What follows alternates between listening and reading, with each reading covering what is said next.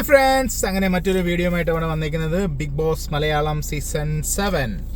അങ്ങനെ ഒന്നാമത്തെ ദിവസത്തെ ലൈവുകളെല്ലാം തകൃതിയിൽ നടക്കുന്നുണ്ട്. ഞാൻ നേരത്തെ പറഞ്ഞ പോലെ അടി ബുക്കാറ് എല്ലാം കാണുന്നുണ്ട് അവിടെ. പക്ഷേ ഈ വട്ടത്തെ സീസൺ നല്ല സൂപ്പറാണ് കേട്ടോ. ഞാൻ കൂടുതൽ വിശേഷങ്ങളിലേക്ക് വരാം. നമ്മുടെ അടിയോട് അടിയാണ്. തലവേദന അടി, മേക്കപ്പ് അടി, ഇപ്പം അവസാനം ജെട്ടിയടി വരെ അവിടെ നടന്നിട്ടുണ്ട്. സോ കൂടുതൽ വിശേഷങ്ങൾ പറയാം. നിങ്ങൾക്ക് എൻ്റെ ചാനൽ ഇഷ്ടപ്പെടുന്നുണ്ടെങ്കിൽ നിങ്ങൾ എൻ്റെ ചാനൽ സബ്സ്ക്രൈബ് ചെയ്യുക, ലൈക്ക് ചെയ്യുക, ഷെയർ ചെയ്യുക. ഓക്കെ, അങ്ങനെ ഇന്ന് നമ്മുടെ മേജർ ഒരു സംഭവം നടന്നിട്ടുണ്ട്. അതായത് നോമിനേഷൻ നടന്നിട്ടുണ്ട്. നോമിനേഷൻ്റെ ഡീറ്റെയിൽസ് ഞാൻ അവസാനം പറയാം. സോ ആദ്യം തൊട്ട് നമുക്ക് തുടങ്ങിയാൽ, ഇന്ന് രാവിലെ തുടങ്ങിയപ്പോൾ തൊട്ട് അറിയാമല്ലോ, ഇന്നലത്തെ നമ്മുടെ സ്റ്റാറിൻ്റെ അടി കഴിഞ്ഞായിരുന്നു. ആ സ്റ്റാറിൻ്റെ അടിയൊക്കെ കഴിഞ്ഞ് ബിഗ് ബോസ് സംഭവം നിർത്തിവെച്ചു. അങ്ങനെ രാവിലെ വീണ്ടും തുടങ്ങാനായിട്ട് നിന്നില്ല. അങ്ങനെ രാവിലെ അതെല്ലാം തുടങ്ങി ഇങ്ങനെ മുന്നോട്ട് പോകാൻ നേരത്താണ് അറിയാലോ, നമ്മുടെ കണ്ടസ്റ്റൻസിൻ്റെ സാധനങ്ങളെല്ലാം മുറിക്കാത്തിട്ട്, അതായത് പണിപ്പുരയിലിട്ട് പൂട്ടി വെച്ചേക്കാണ്. അപ്പോൾ ബിഗ് ബോസ് അത് കൊടുക്കുന്നില്ല. അപ്പോൾ അതുകൊണ്ട് തന്നെ ഈ സുന്ദരികളായ നമ്മുടെ ബിഗ് ബോസിലെ പെൺകുട്ടികൾക്ക് ഒരുങ്ങാനായിട്ട് മേക്കപ്പ്, ലിപ്സ്റ്റിക്ക് കാര്യങ്ങളൊന്നും കിട്ടുന്നില്ല. അപ്പം ഇവരെന്തോ ചെയ്തു, അവിടെ ഡാസ്ലറിൻ്റെ മറ്റേ പ്രോഡക്റ്റ് വെച്ചിട്ടുണ്ട് അവിടെ പരസ്യത്തിനുണ്ട്. സോ അതിനകത്തുനിന്ന് ആൾക്കാരെ എടുത്തിട്ട് യൂസ് ചെയ്യാൻ തുടങ്ങി. അങ്ങനെ യൂസ് ചെയ്ത് നമ്മുടെ ശൈത്യം ഉൾപ്പെടെ എല്ലാവരും യൂസ് ചെയ്തിട്ട് അവസാനം ബിഗ് ബോസ് വിളിച്ചു പറഞ്ഞത് നിങ്ങൾ അങ്ങനെ ചെയ്യാൻ പാടില്ല എന്ന് പറഞ്ഞപ്പോൾ ശൈത്യം എണീറ്റ് ഞാൻ അന്നേരം പറഞ്ഞാണ് ഇതിങ്ങനെ ചെയ്യാൻ പാടില്ല എന്ന് പറഞ്ഞിട്ട് ശൈത്യം യൂസ് ചെയ്തിട്ടാണ് അത് പറഞ്ഞത്. പക്ഷേ അങ്ങനെ എല്ലാവരും ശൈത്യക്കെതിരെ വഴക്കുണ്ടാക്കുന്നു. അങ്ങനെ ഒരു മേക്കപ്പ് അടിയാണ് ആദ്യം തുടങ്ങിയത്. അത് കഴിഞ്ഞപ്പോഴാണ് നമ്മുടെ രേണുസുതി ഇപ്പം സൂപ്പറായിട്ട് കളിക്കുന്നുണ്ട് എല്ലാ കാര്യത്തിലും. ഒരുമാതിരി അറിയാലോ, നേരത്തെ സെൻറ്റിമെൻറ്റ് ട്രാക്ക് എടുത്തിട്ടു, പിന്നീട് ഇപ്പം അത് നമ്മുടെ ഒറ്റപ്പെടൽ ട്രാക്കിലേക്കാണ് ഇപ്പോൾ കൊണ്ടുവന്നിരിക്കുന്നത്. ആരുമില്ലാതെ ഒറ്റയ്ക്ക് സങ്കടം കാര്യങ്ങളായിട്ടിരിക്കുന്നു. അപ്പോൾ എല്ലാവരും അങ്ങോട്ട് പോയി സംസാരിക്കുന്നുണ്ട്.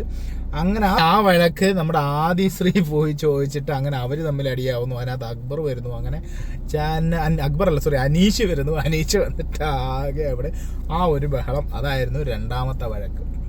സോ ഇങ്ങനെ ഗംഭീരമായിട്ട് മുന്നോട്ട് പോവുകയാണ്. ആ മുന്നോട്ട് പോകുന്ന സമയത്താണ് നമ്മുടെ ബിഗ് ബോസ് നോമിനേഷൻ്റെ കാര്യം അനൗൺസ് ചെയ്തത്. അങ്ങനെ എല്ലാവരും നോമിനേഷൻ പ്രക്രിയയിലേക്ക് കടന്നു. അത് ഗംഭീരമായ നോമിനേഷനാണ്. എല്ലാവർക്കും അത്യാവശ്യം നല്ല രീതിയിൽ വോട്ട് ചെയ്യുന്നുണ്ട്. സോ പിന്നെ ഇതിനകത്ത് പ്രധാനപ്പെട്ട ഒരു കാര്യം ഇവിടെ പറയാനുണ്ട്. നമ്മുടെ അനീഷ് എല്ലാ കാര്യത്തിനും കയറി ഇടപെടുന്നുണ്ട്.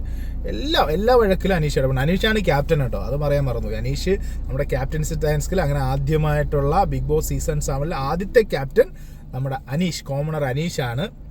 അങ്ങനെ അനീഷ് ഇപ്പോൾ എല്ലാ കാര്യത്തിലും ഇടപെടുന്നുണ്ട്. നമ്മുടെ രജിത് സാറിന് പിടിക്കുകയാണെന്നാണ് തോന്നുന്നത്. രജിത് സാറിൻ്റെ ഒരു സ്ട്രാറ്റജി അറിയാലോ. അങ്ങനെ രജിത് സാറിൻ്റെ സ്ട്രാറ്റജിയിലാണ് അനീഷ് പോകാൻ ശ്രമിക്കുന്നതെന്ന് തോന്നുന്നു.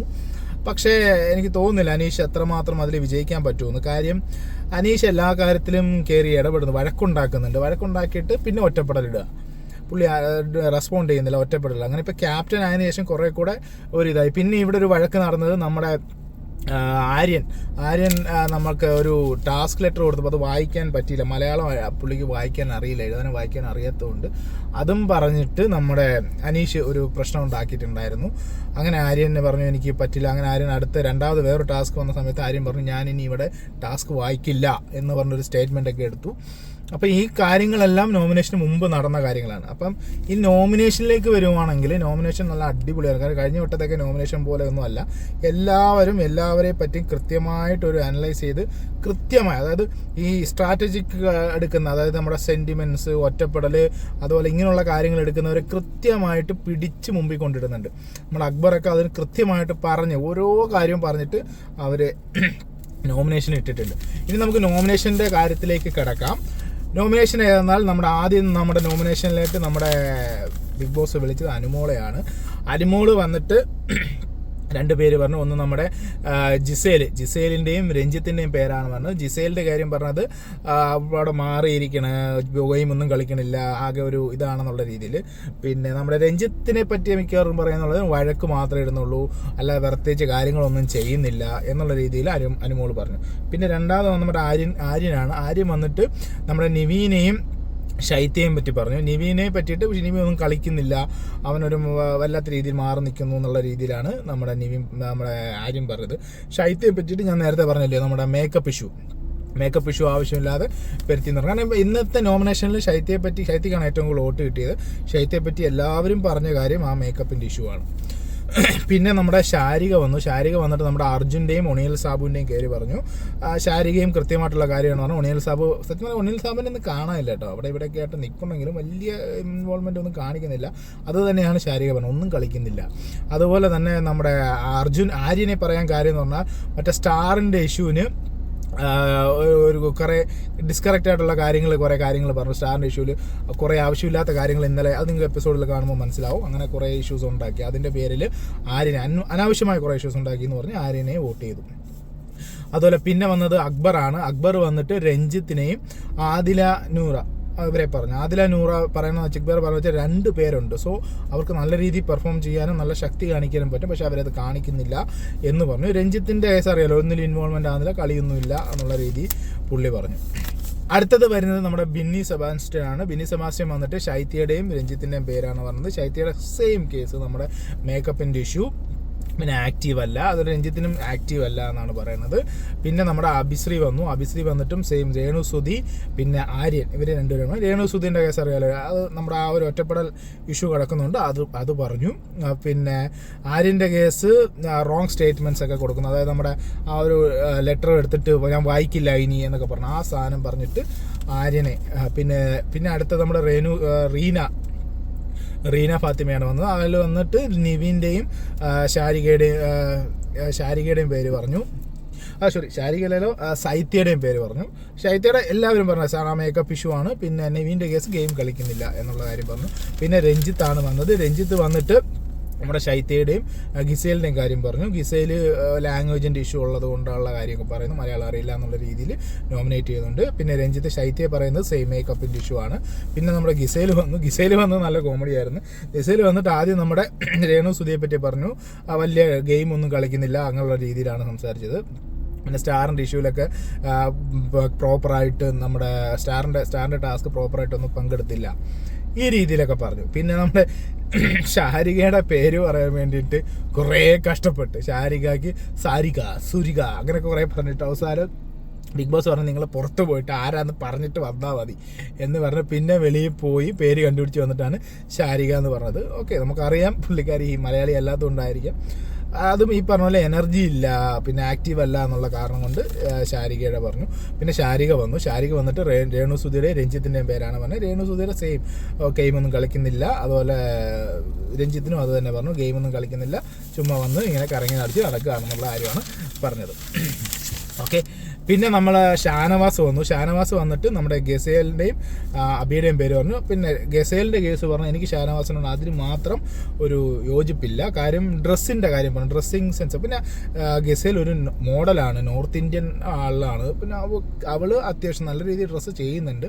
പിന്നെ കേരളം തനിമ കാര്യങ്ങളൊക്കെ കൊണ്ടുവരണമെന്നൊക്കെ പറഞ്ഞിട്ട് എനിക്ക് തോന്നുന്നില്ല. ലാസ്റ്റ് നമ്മുടെ സീസൺ പറഞ്ഞില്ല, നമ്മുടെ ബിജുക്കുട്ടനുണ്ടായിരുന്ന അതിനകത്ത് ഇതുപോലൊരു ഡ്രസ്സിൻ്റെ ഇഷ്യൂ വന്നായിരുന്നു. അപ്പം പറഞ്ഞു ഞാൻ എൻ്റെ റൈറ്റാണ് ഏത് ഡ്രസ്സ് ഇടണമെന്ന്, അത് ഞാൻ ഇടുമെന്ന് പറഞ്ഞിട്ട് പെൺകുട്ടിയുടെ പേര് ഞാൻ മറന്നു കേട്ടോ, ഞാൻ ഓർക്കുമ്പോൾ അടുത്ത വീഡിയോ പറയാം.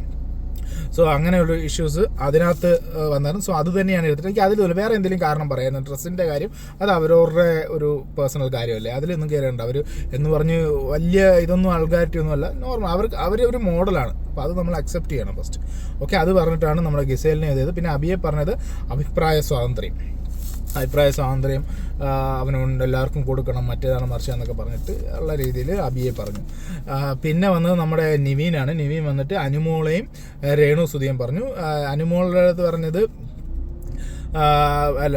രേണു സുധിയുടെ കേസ് പറഞ്ഞത് ഒന്നും ചെയ്യുന്നില്ല, വർക്കൊന്നും ചെയ്യുന്നില്ല, ഒരു കാര്യവും ചെയ്യാതെ ഇരിക്കുകയാണെന്ന്. അതുപോലെ അനുമോളുടെ കേസും പറഞ്ഞത് ഒരു കാര്യവും ചെയ്യുന്നില്ല, പാവം കുട്ടി കളിച്ച് നടക്കുകയാണ്, എല്ലാ കാര്യങ്ങളും ഞാൻ ഏറ്റെടുക്കും, എല്ലാ കാര്യവും സംസാരിക്കുന്നു, അങ്ങനെയുള്ളൊരു മൊത്തത്തിലൊരു ഉഴപ്പ് മറ്റും നിൽക്കുന്ന രീതിയിലാണ് നമ്മുടെ നിവിൻ പറഞ്ഞത്. അടുത്ത നമ്മുടെ ആദില നൂറ വന്നിട്ട് അവരവിടെ വന്നിട്ട് രണ്ടുപേരോടെ ബിഗ് ബോസ് നിങ്ങൾ രണ്ടുപേരുടെ ചർച്ച ചെയ്ത് പറയാം. രണ്ടുപേരോട് ഇരുന്ന് ചർച്ച ചെയ്യുന്നു, ഭയങ്കര കാര്യമായിട്ട് പറഞ്ഞിട്ട് അവർ പറഞ്ഞ പേര് ശൈത്യയുടെയും ആര്യൻ്റെയാണ്. ശൈത്യയുടെ പേര് സെയിം മേക്കപ്പിൻ്റെ ഇഷ്യൂ വെറുതെ ബ്ലെയിം ചെയ്തു എന്ന് പറഞ്ഞിട്ട് ശൈത്യയുടെ പേര് പറഞ്ഞു. പിന്നെ ആര്യയുടെ കേസ് പറഞ്ഞത് ആ മേക്കപ്പിൻ്റെ സമയത്ത് ആവശ്യമില്ലാതെ കോർണർ ചെയ്തെന്ന് പറഞ്ഞിട്ട് അവരെ കോർണർ ചെയ്തെന്ന് പറഞ്ഞിട്ട് ആര്യൻ്റെ പേരും പറഞ്ഞു. പിന്നെ നമ്മുടെ ശൈത്യ വന്നിട്ട് ബിന്നിയുടെയും രഞ്ജിത്തിൻ്റെയും പേരാണ് പറഞ്ഞത്. ബിന്നിയുടെ പേര് പറഞ്ഞത് ടാസ്ക് ഒന്നും കറക്റ്റായിട്ട് കളിക്കുന്നില്ല, അതൊന്നും ഒരു വറി എടുക്കാതെ എടുക്കുന്നില്ല. സ്റ്റാർ ടാസ്കിനൊക്കെ ചുമ്മാ ആവശ്യമില്ലാത്ത പ്രശ്നങ്ങളൊക്കെ ഉണ്ടാക്കി റോങ് സ്റ്റേറ്റ്മെൻ്റ് ഒക്കെ പറഞ്ഞു എന്നൊക്കെ പറഞ്ഞിട്ട് നമ്മുടെ ബിന്നിയെ പറയുന്നുണ്ട്. പിന്നെ രഞ്ജിത്ത് ഗെയിം കളിക്കുന്നില്ല. ഓക്കെ, ഇതൊക്കെ തന്നെയാണ് പറഞ്ഞത്. പിന്നെ നമ്മുടെ രേണു വന്നിട്ട് അക്ബറിനെയും ശൈത്യയും പറഞ്ഞു അക്ബർ രണ്ടുപേരും ആക്റ്റീവ് അല്ല എന്ന് പറഞ്ഞു. രേണു അപ്പം ബിഗ് ബോസ് ചോദിച്ചു എന്താ അങ്ങനെ പറയാൻ, വിശദീകരിച്ച് പറയും. എനിക്കിത് രണ്ടുപേരും ആക്റ്റീവായിട്ട് തോന്നിയില്ല എന്നൊരൊറ്റ സ്റ്റേറ്റ്മെൻറ്റിൽ രേണു സുധിയ രണ്ടുപേര് പറഞ്ഞു. പിന്നെ നമ്മുടെ ശരത്ത് വന്നു, അപ്പാനി വന്നിട്ട് നമ്മുടെ നിവീൻ്റെയും ഷാനവാസിൻ്റെയും പേര് പറഞ്ഞു. രണ്ടുപേരും ആക്റ്റീവ് അല്ല, അല്ലെങ്കിൽ ഗെയിമൊന്നും കളിക്കുന്നില്ല. ഞാൻ പറഞ്ഞു അത് ശരിയാട്ടോ. ഞാൻ ഷാനവാസിൻ്റെ കേസ് പറഞ്ഞാൽ നമ്മുടെ റോൺസൺ ടൈപ്പിലോട്ട് പോകുന്നുണ്ടോ എന്ന് എനിക്കൊരു സംശയമുണ്ട്. പക്ഷേ പുള്ളി കളിക്കുമായിരിക്കാം. പിന്നെ ലാസ്റ്റായിട്ട് നമ്മുടെ ക്യാപ്റ്റൻ അനീഷ് വന്നിട്ട് ശാരികയുടെയും മനുമോളുടെയും പേര് പറഞ്ഞു. ശാരികയെ നന്മമരം ആയിട്ടാണ് കാണുന്നതെന്നാണ് പറഞ്ഞത്. എല്ലായിടത്തും പോയി നന്മമരം കളിക്കുന്നു. അതുപോലെ നമ്മുടെ അനുമോളെ ഒരു ബെഡ് ഇഷ്യൂ ഉണ്ടായിരുന്നു ഇന്നലെ രാത്രിയിൽ. കാര്യം ഞാൻ കഴിഞ്ഞ വീഡിയോയിൽ ഞാൻ പറഞ്ഞു അനീഷിന് കിടക്കാനുള്ള ബെഡിൻ്റെ കേസ് വന്നപ്പോൾ ആദ്യമേ അനുമോൾ വന്നിട്ടൊരു ബെഡ് പിടിച്ചിട്ടുണ്ടായിരുന്നു മരത്തിൻ്റെ താഴെ. അപ്പോൾ ആ ബെഡ് മാറിക്കൊടുക്കണമെന്ന് പറഞ്ഞപ്പോൾ അതിൻ്റെ പറ്റത്തില്ല, ഞാൻ പിടിച്ച ബെഡാണ് എനിക്ക് പറ്റില്ല എന്നുകൊണ്ട് ഒരു ഇഷ്യൂ ക്രിയേറ്റ് ചെയ്തായിരുന്നു. അവസാനം നമ്മുടെ കലാഭവൻ സരികയാണ് അത് സോൾവ് ആക്കി. പുള്ളിക്കാരി മാറിക്കിടന്നിട്ട് ആ ബെഡ് എടുത്തിട്ടാണ് അത് സോൾവ് ആയത്. അതുകൊണ്ട് അനുമോളെ നമ്മുടെ അനീഷ് വോട്ട് ചെയ്തു. ഓക്കെ, അങ്ങനെ ആകെ ടോട്ടൽ നമുക്ക് കിട്ടിയിരിക്കണമെന്ന് പറഞ്ഞാൽ 8 വോട്ട് നമ്മുടെ സൈത്യക്ക് കിട്ടിയിട്ടുണ്ട്, 5 വോട്ട് രഞ്ജിത്തിന് കിട്ടിയിട്ടുണ്ട്, 4 vote രേണുവിന്, 4 vote Nivin, 4 vote ജിസേലിന്, 3 vote നമ്മുടെ ആര്യന്, 2 വോട്ട് ശാരികയ്ക്ക്, 2 വോട്ട് അനുമോക്ക്, ബാക്കി എല്ലാവർക്കും ഓരോ വോട്ട്. ഇനി ഇതിനകത്ത് എത്ര പേര് നോമിനേഷൻ ലിസ്റ്റ് ഇതാവും എനിക്കറിയില്ല. അതിന് നമുക്ക് ബിഗ് ബോസ് കാണുമ്പോൾ അറിയാം.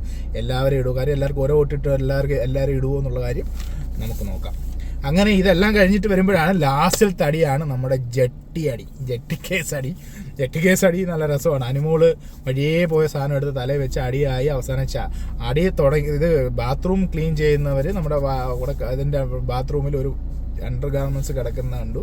അപ്പോൾ അത് ആരുടെയാന്ന് നോക്കുമ്പോൾ അനുമോള് പറഞ്ഞത് എൻ്റെയാന്ന് പറഞ്ഞു. അങ്ങനെ അവിടെ ഒരു ചെറിയ കശവിശ ഉണ്ടായിട്ട് അവർ വെളിയിൽ വരുമ്പോൾ നമ്മുടെ ജിസേലും ശാരികയും അവിടെ ഇരിപ്പുണ്ട്. അപ്പോൾ അനുമോൾ എന്ന് വെച്ചാൽ ഈ അണ്ടർ ഗാർമെൻറ്റ്സ് ആരുടെയാണെന്ന് വെച്ചപ്പോൾ ജിസേൽ പറഞ്ഞത് എൻ്റെതാ എന്ന് പറഞ്ഞു ഇംഗ്ലീഷിൽ, ദിസ് മാൻ എന്നൊക്കെ പറഞ്ഞിട്ട്. അപ്പം ശാരിക ചോദിച്ചു എന്താണ് അവിടെ പ്രശ്നം. അപ്പം പറഞ്ഞു ഞാനിത് എൻ്റെയാന്ന് വിചാരിച്ചു, ഞാനവിടെ പറഞ്ഞു എവിടെ വെച്ചെന്ന് വിചാരിച്ചു എന്ന് പറഞ്ഞു. അങ്ങനെ അപ്പം നമ്മുടെ ആര്യൻ വെളി വന്നു. അങ്ങനെ ആര്യൻ ചോദിച്ചത് എന്താണ് ഇങ്ങനെയൊക്കെ ചെയ്യാമെന്ന് ചോദിക്കുന്നത്. അപ്പോൾ ശാരിക പറഞ്ഞു നിങ്ങൾ ഈ ആവശ്യമില്ല ജെട്ടി കേസൊക്കെ പറഞ്ഞിട്ട് നിങ്ങൾ തമാശയാക്കല്, അങ്ങനെ കൂടെ പറയുന്നത്. അങ്ങനെ അടി തുടങ്ങി. അപ്പോൾ ജിസേൽ പറഞ്ഞു, ജിസേലിനോട് ചോദിച്ചു നിനക്ക് എന്തെങ്കിലും പ്രശ്നമാണെന്ന് വെച്ചപ്പോൾ ജിസേൽ പറഞ്ഞു എനിക്കൊരു പ്രശ്നമൊന്നുമില്ല, എൻ്റെ ഇതൊക്കെ എത്ര കണ്ടതാണ് എന്ന് പറഞ്ഞു. അങ്ങനെ അവസാനം അടി രണ്ടുപേരെന്ന് പറഞ്ഞാൽ അടി തുടങ്ങിയത് ഇങ്ങനെയാണെങ്കിലും അടി അവസാനം നടന്നത് നമ്മുടെ ശാരികയും ആര്യനും തമ്മിലാണ്. അങ്ങനെ അതിനകത്ത് നമ്മുടെ ശരത്തൊക്കെ വന്നിട്ട് ഇതൊക്കെ തമാശ കളഞ്ഞിട്ട് അങ്ങനെ വിടാനൊന്നും പറ്റത്തില്ല, ഇതൊക്കെ ആച്ചാണോ തമാശ കളിക്കുന്ന വഴക്കുണ്ടാക്കുന്നത് എന്നൊക്കെ പറഞ്ഞിട്ട് ശാരിക ആ വഴക്ക് കൂട്ടിക്കൊണ്ടുപോകാണ്. വഴക്ക് തീർക്കാനാണെങ്കിൽ മിണ്ടായിരിക്കണം, പക്ഷേ ശാരിക തന്നെ ആ വഴക്ക് കൂട്ടിക്കൊണ്ടുപോകുന്നു. എല്ലാവർക്കും ഒരു റീസൺ കിട്ടാൻ വേണ്ടി ഇരിക്കണം എപ്പോഴും. സത്യം പറഞ്ഞാൽ ഈ വട്ടത്തെ സീസൺ സ്റ്റാർട്ടിങ് തൊട്ടേ അടിയും പുക്കാറും വഴക്കിലേക്കാണ് പോണത്. ഈ സാധനം ഈ അണയാൻ പോകുന്ന തീ ആളി കത്തുന്ന പോലെ ആവാതിരുന്നാൽ മതി. എനിക്കത് മാത്രമേ പറയാവൂ.